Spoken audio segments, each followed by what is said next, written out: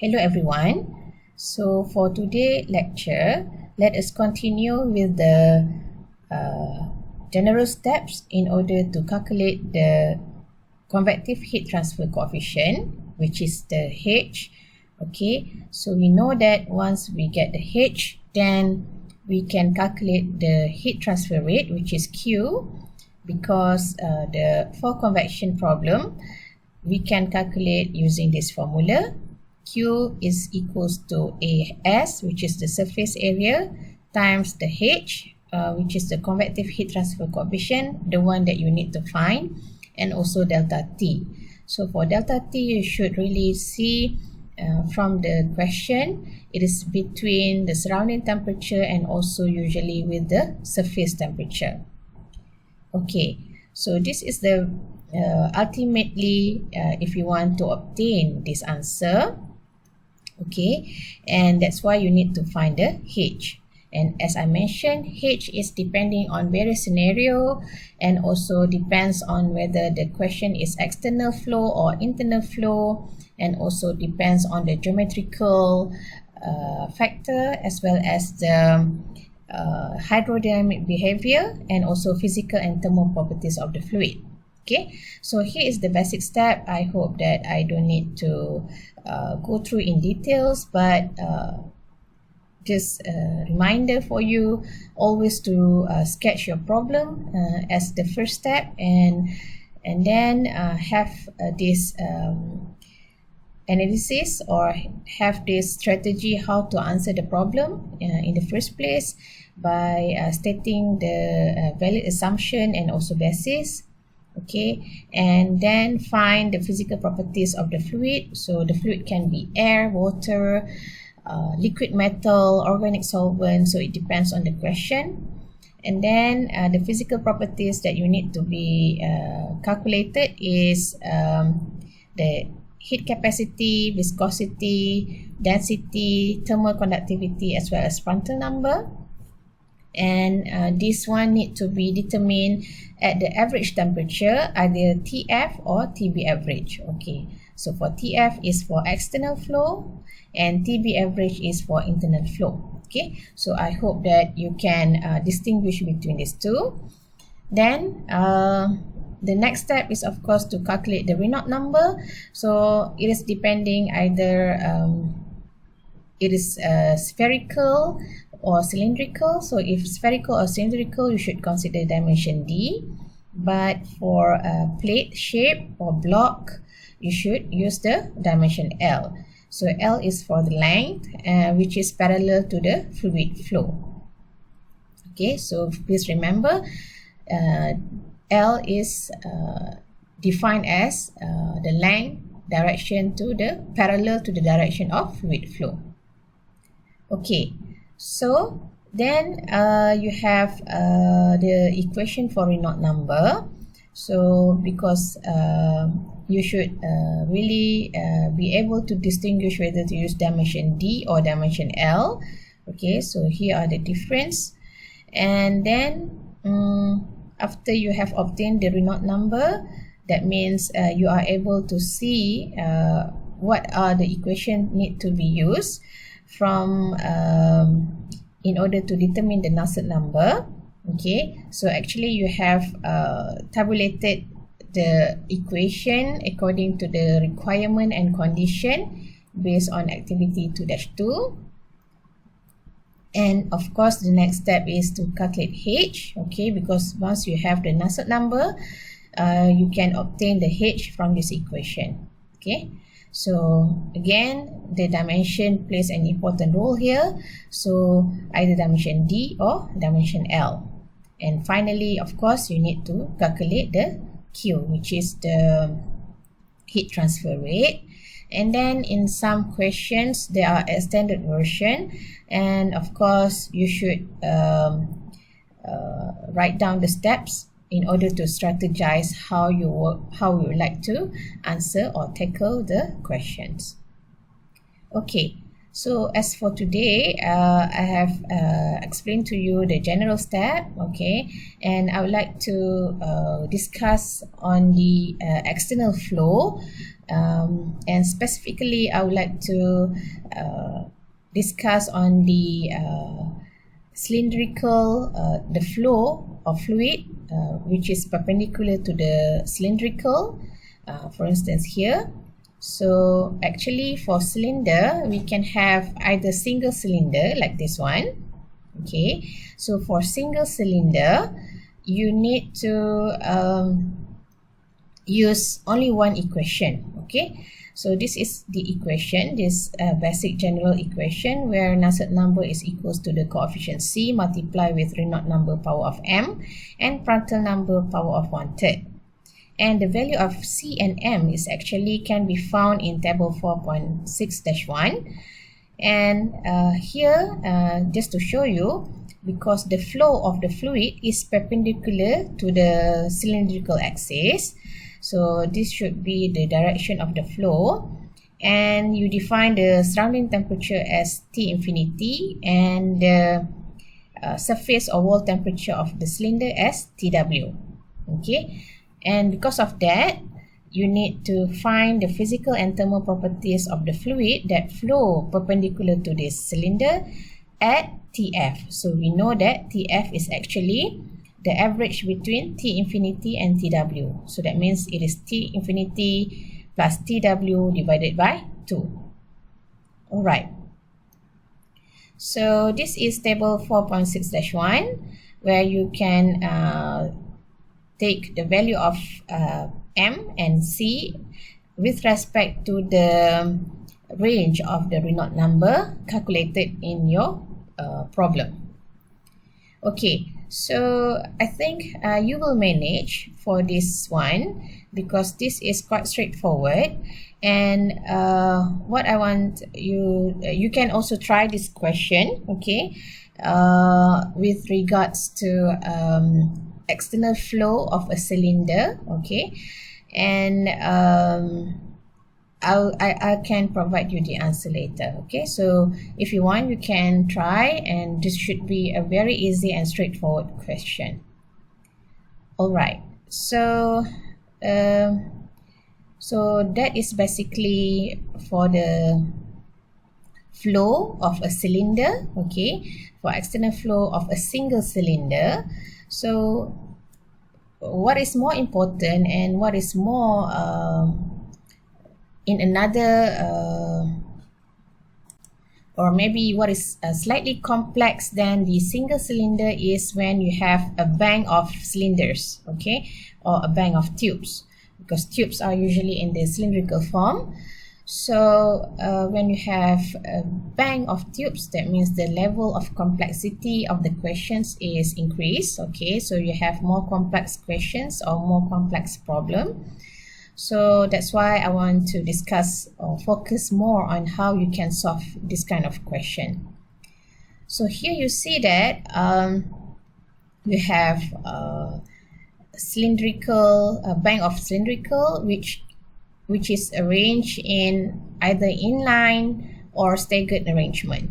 Okay, so inline, you see that it is inline here. So staggered is like this. Okay, so V here shows the velocity of the fluid flow, and then we also have the bulk average temperature of inlet. Okay, and here is the definition of SP and SN. Okay, so SP is the distance between two adjacent diameters of the pipe or of the cylinder. Okay, and which is parallel. Okay, so that's why we have P here, which is parallel to the flow, and then SN is normal to the flow. So it is also distance between two adjacent diameters of the cylinder, which is normal to the flow. Okay, so here you see that we also have this equation in order to obtain the Nusselt number. So it is also Nusselt number equals to the C times Reynolds number power of m and Prandtl number power of 1/3. But here, instead of Reynolds number, we are going to determine Reynolds number maximum. Okay, because we have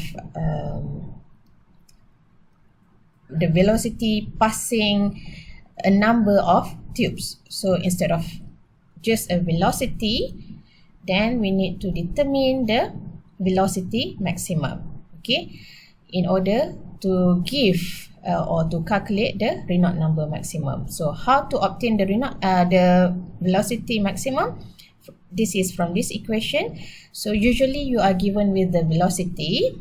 So when you have your velocity, you can multiply this with Sn divided by Sn minus d. Okay, and here of course the value of C and value of M, you should obtain this from table 4.6-2 instead of table 4.6-1. Okay, so for bank of tubes, you should refer from table 4.6-2, and for single tubes or single cylinder, you should refer to table 4.6-1. So I have written it here in order for you to get more clearer picture of what I have explained earlier. Okay, so now maybe because from usually if you see the question or the problems, usually it is not given on this, the arrangement, it is not given. Okay, I mean the sketch is not given. Okay, the only given information is in the text form. Okay, so for instance, like example 4.6-3 in the textbook. Okay, so if you look up from the textbook from this example, you will find that only the question is given, no sketch is given like the one which is shown earlier. Okay, so here what is important is you read the question, and you, of course, because you need this question in order to draw the sketch, right? To draw the sketch. So what you need to do is, of course, you read the question here. So here you have air as the fluid, and air is at 15.6, okay, and also 1 atm flow across a bank of tubes containing 4 transverse rows. So I mark 4 here, and then 4 transverse rows in the direction of flow, okay, so which is parallel to the flow. And then so these are the first information that you have, 4 transverse rows in the direction of flows, and then 10 normal rows to the flow. Okay, so this is the second information. Okay, and at a velocity of 7.62 meter per second, as the air approaches the bank of tubes, the tube surfaces are maintained at 57.2. The outside diameter of the tubes is 25.4 mm, and the tubes are in line to the flow. Okay, so this is another information that you need to mark. Okay, so it is inline arrangement. The spacing Sn of the tubes normal to the flow is 38.1, and also SP is 38.1 millimeter parallel to the flow. For a 0.305 meter length of the tube, calculate the heat transfer rate. Okay, so from here you should be able to draw the interpretation of rows. Okay, so here you have 4 transverse rows in the direction of flow, and you have 10 rows normal to the flow. Okay, and it is inline arrangement, so it should look like this. Okay, so the first information, you have 4 transverse rows in the direction of flow. So since the direction of airflow is in this direction, okay, so this is airflow, right? So 4 transverse rows is considered this one, 1, 2, 3, and 4. So this is 4 transverse rows. and then 10 normal rows normal to the flow. So this is 10 normal rows to the flow. Okay, so this is how you interpret this problem. Okay, so about the later information we are going to label later on. Okay, so this is very important. So here we see that you have 4 transverse rows in the direction of flow and 10 normal rows normal to the flow. Okay, so this is 10 and this is 4.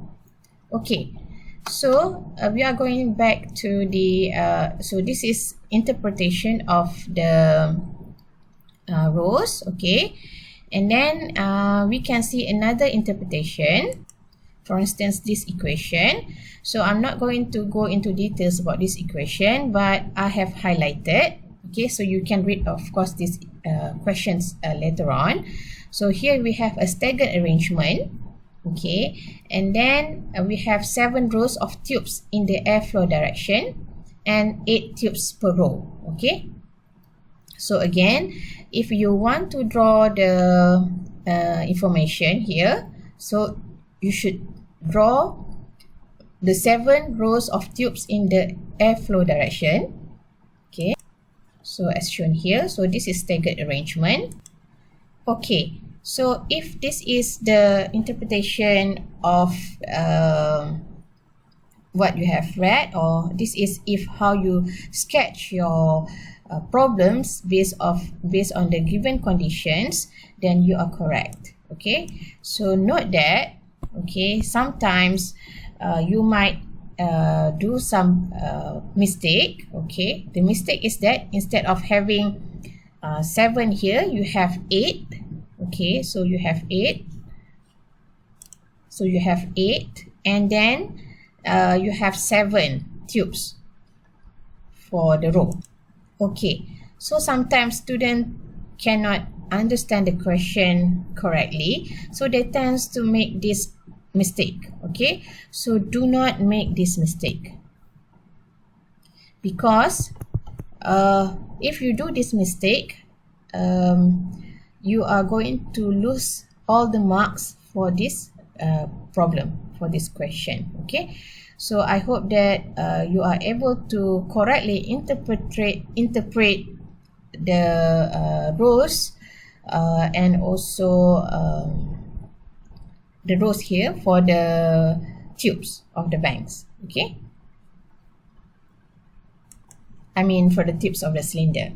Okay, bank of the So I will explain to you why this is very important or critical. For interpretation of rows, this is because actually, as I said just now, in order to solve this problem, because you should use the equation for the Reynolds number and Nusselt number, and the Nusselt number here is C, equals to C, Reynolds number for 1m, and Prandtl number of 1/3. So you should use table 4.6-2. So this is table 4.6-2. So from here you see that you have 2 different kind of arrangement. So inline or staggered. But then this table is only applicable when you have more than 10 transverse rows. Okay, so if you have less than 10 transverse rows, then you need to do the correction. So the correction is as the following. Okay, you need to refer the correction in table 4.6-3. Alright, so here is how you do the correction or interpretation of rows.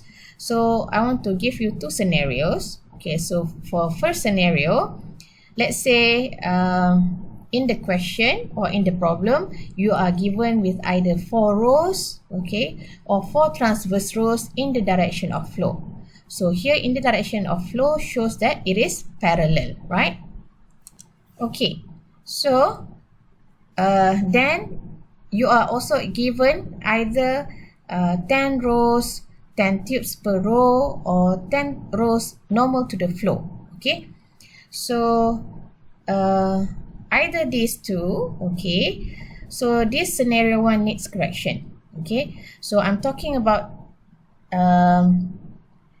here is 4 rows because here is less than 10. Okay, here is less than 10. Okay, so because usually okay, so let's have a look for scenario 2 where we don't need a correction. Okay, because here it depends on the rows that direction or parallel to the flow. So for 11, 10 or more, you don't need correction. Even though the row that normal to the flow is less than 10. So you must remember, okay, so the one that need correction is when we refer to the transverse flow or the row that in parallel to the flow. Okay, sometimes the question just give only 4 rows and 10 rows, just like that. Okay, so if you want to distinguish, you should refer to which one is mentioned first. So usually this one is mentioned first, right? Okay, in the question, so it is firstly mentioned and this is secondly mentioned. Okay, secondly mentioned. So if you want to see whether it is need correction or not, you should see in the question on the firstly mentioned. Okay, on the firstly mentioned. So I will explain about this later on. Okay, so I hope that it is already clear for you. So maybe we can now go through example 4.6-3 in the textbook. Okay, so just now I have draw this arrangement. Okay, because we have 4 transverse rows in the direction of flow. Okay, so this is firstly mentioned, right? So that's why I draw 1, 2, 3, 4. Okay, so another thing that you can consider is because it is given as transverse row and it is given in direction of flow. Okay, sometimes some question only put 4 rows, okay, and 10 rows. Okay, so of course the first mention should be this one. Okay, so this is how you interpret the question. And then 10 rows normal to the flow. Okay, so 1, 2, 3 up to 10 here. So this is secondly mentioned. Okay, the blue one is secondly mentioned, the red one is firstly mentioned. So usually when you get the question, if you do not know how to interpret, you should maybe divide like this, the firstly mentioned or the secondly mentioned. Okay, so usually the firstly mentioned is the one in the horizontal tube and the secondly mentioned is the one arranged in the vertical tube. Okay, all right, so we are going to do this problem, and of course here is inline arrangement. Okay, so we are going to include all other informations in this drawing. Okay, so I have prepared the sketch for you. Okay, so the sketch is actually not shown in the textbook, so I have prepared a sketch for you. And here I have include the velocity, which is 7.6 meter per second. Okay, I missed 2 here. Okay, it should be 7.62 meter per second. And okay, so the velocity here should be 7.62. I missed the number 2 here just now. And then the surface temperature is maintained at 57.2. So you can write down as TS or you can write down as T-wall if you want. Okay, and the spacing is SN, normal to the flow, is 38.1. SP is also 38.1. So where is SP and SN here? So this is SN because it's spacing of the tubes normal to the flow, and this is SP, which is the spacing of the tubes which is parallel to the flow. Both are having the same dimension, which is 38.1. Okay, and the length of the tube here is given as 0.305. So here is the length of the tube. So the tube length here is 0.305 meter. Okay, and we need to calculate the heat transfer rate. So how to solve this problem? Of course, first of all, this is very important that you sketch this problem and you interpret the rows correctly. Okay, so here we have only 4. Okay, 1, 2, 3, 4 rows, which is transverse rows in the direction of flow, and 10 normal rows to the flow. 10 rows normal to the flow. So you have 1, 2, okay, number 3 is not shown, and then you have number 10. Okay, as I mentioned, now you need to think whether this problem you need correction or not. Of course, this need corrections because the number of transverse rows here, okay, which is in the flow of direction, the number of transverse rows is less than 10. Okay, so we have all this information, and let's have a look into what need to be done next. So okay, so because this is actually from your textbook, so I think you can easily follow.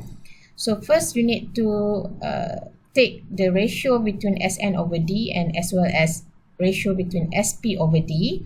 So you get about 1.5 to 1. Okay, and then another information that you have is the given inlet temperature is 15.6. Okay, so let's have a look. So you have 15.6, air at 15.6 coming in. Okay, and then air coming out from the system is not given, but the wall temperature is given as 57.2. So these are the information. Okay, so TB outlet is not given, temperature film, then also we need to assume, right? Because last time, if you remember, because the physical properties are going to be determined at TF, so you assume TF first so that the value is can be taken directly from the table. So here the value is 37.7 because it is between, okay, it is in between 56 and 57.2. Okay, so this is the TF, which is assumed. Okay, so 37.7 degrees Celsius. So from here you can do the reverse engineering in order to get TB out. So the TB out here is 21.1. Okay, so I like, of course, to assume TF first before we assume TB out. Okay, so you have this information already. Then because this is air, you can find from appendix the value for air for the thermal conductivity, heat capacity, Prandtl number, density, as well as viscosity. Okay, so you can directly take in the value without doing the interpolation. Okay, because the value 37.7 is there in the table. Okay, so remember, so because the fluid is air, so 37 here is the TF. Then the next step is, of course, to calculate Vmax. So you are giving with V, which is 7.62, and your Sn is 0.0381 because actually it is 38.1 millimeter. Okay, so you convert this to meter, and then you minus the diameter. So the diameter just now is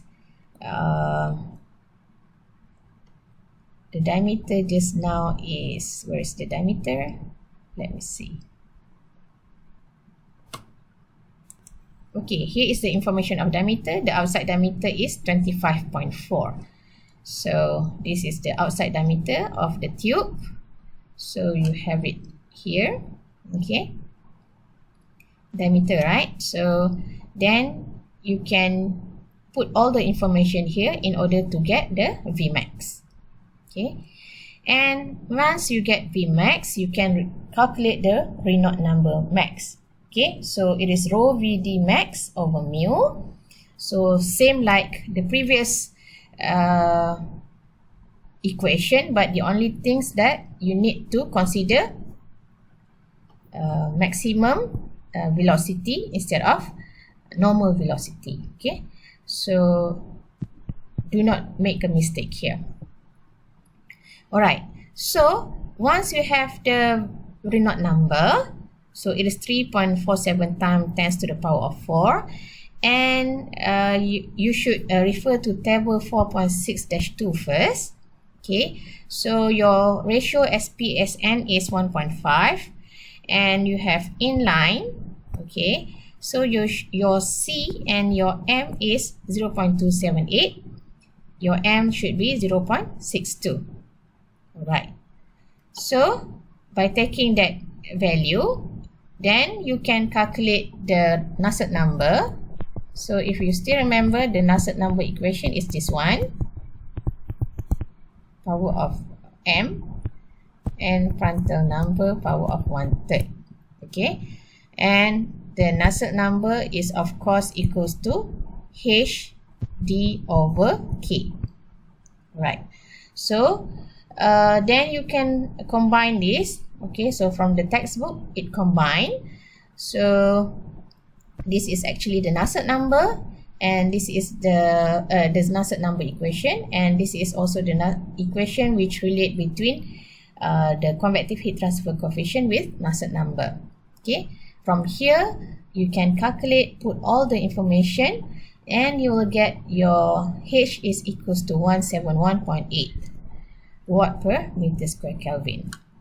Right, then so next is, because we know that here we have only 4 transverse rows. Okay, but the H here is for 10 rows minimum. Okay, so since we have only 4 rows in the transverse direction, we need to do the correction. So here it is multiplied with 0.9. Why it is multiplied with 0.9? So let's see our table 4.6-3. Okay, so this is a table 4.6-3. So from here we have 4 inline tubes, and the number of transverse row here is 4. So that's why you should take the value of 0.9 for your correction. Okay, so this is 0.9. Okay, so therefore your H value here should be multiplied with 0.9. Okay, so the next step is, since there are 40 tubes, okay, because you have 4 times 10, you have 40 tubes, the total heat transfer area per 0.305 length, okay, because we know that the length is 0.35. So first, the total heat transfer area is calculated for 40 tubes, okay, because for 1 tube, so this is for 1 tube, and for 40 tubes you need to multiply with 40, then your answer for the area of total heat transfer area is 0.973. And then once you get the area, you can calculate the total heat transfer rate using this equation. So you have Q equals to HA TW minus TB. So TB just now, because the given inlet bulk temperature is 15.6, and the outlet bulk temperature after you do the assumption of TF, you get 21.1. Then your TB average, okay, TB here is referring to the TB average. Okay, so TB average is 15.6 plus 21.1 divided by 2. Okay, so you get 18.3, which is this value here.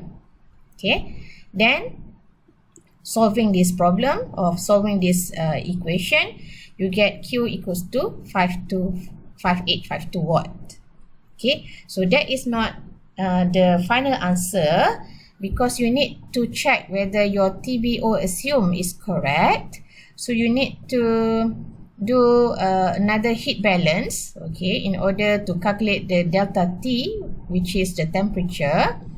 Okay, so first the mass flow rate must be calculated, and then in order to calculate the mass flow rate, okay, so we need to convert the velocity to the mass flow rate. So how to do so?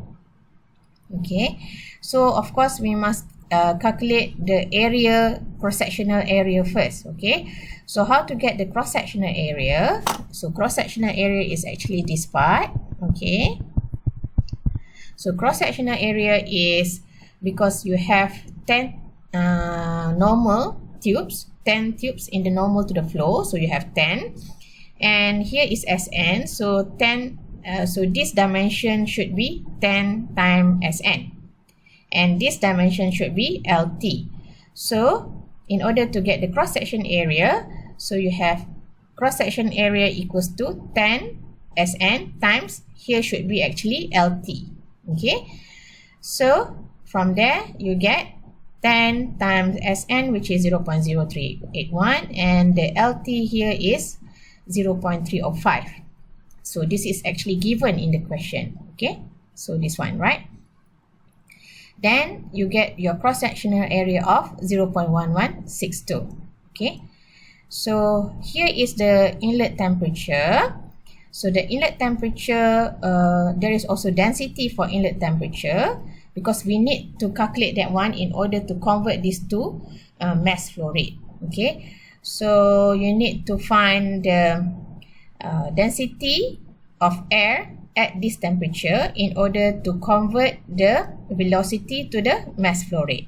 Okay, so once you have find this from the table, okay, actually you can find this from the table. So this is air, the density of air at 15.6, okay, because the velocity is given here, so that's why you need to convert the velocity here to m, the mass flow rate. So the mass flow rate, this is the equation to get mass flow rate. So I think here is actually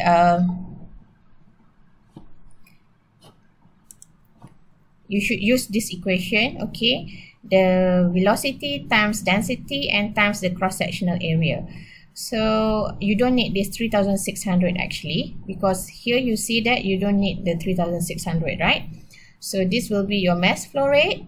Okay, so there is a slight mistake in the textbook about these two. Okay, so please be attention on this. Okay, so and then you can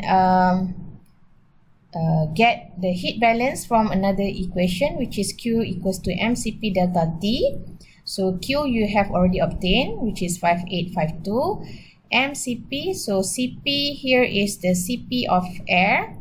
So because the delta T is between these two, right, TB1 and TB out, so the Cp here should be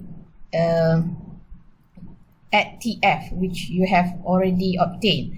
So if you go back from your very first step, you will find that it is 1.0048 kilojoule per kilogram Kelvin.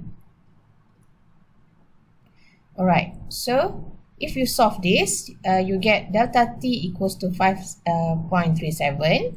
So since your TBI is 15.6, okay, so you can add this with 5.37, okay, then you will get your TB out equals to 20.97, okay.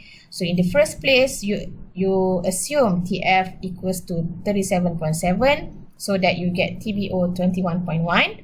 So here, when you do this calculation, you get your new TBO is equals to 20.9, okay, which is close enough. Okay, so if you would like to do a second trial, because I have seen that from this calculation actually, the percentage of difference is less than 5%. Actually, for me, I'm quite happy to for this answer already. Okay, so you don't need to do the second repetition. Okay, but if you want to do the second repetition, what you should do is you need to assume new TB average, which is TB1 TBI plus TB out divided by 2. And then you should, instead of 21.1, you should take the value of 20.97, which is the new TBO, which is determined. So here is a mistake here. I missed number 7 here. Okay. Alright. Now, after you have this, okay, then your new TB average should be 18.28. Okay. So just now you have different TB average, right? And then you should repeat all the calculation and finalize the temperature and recalculate H and recalculate Q. So this should be the basic step how you can complete or finish this kind of problem. Okay, so I hope you can follow this. I know that I am too fast. But this is okay because you can always pause this video in between.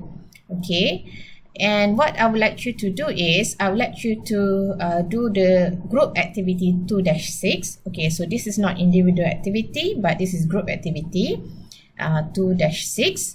So from this activity, I will provide you the template for group activity 2-6 in order to solve the problem. Okay, so this is the problem that you need to be solved, and actually this is also problem related to flow pass bank of tubes. So I hope that my explanation is helpful in order for you to solve this group activity 2-6. With that, I would like to thank you for your attention.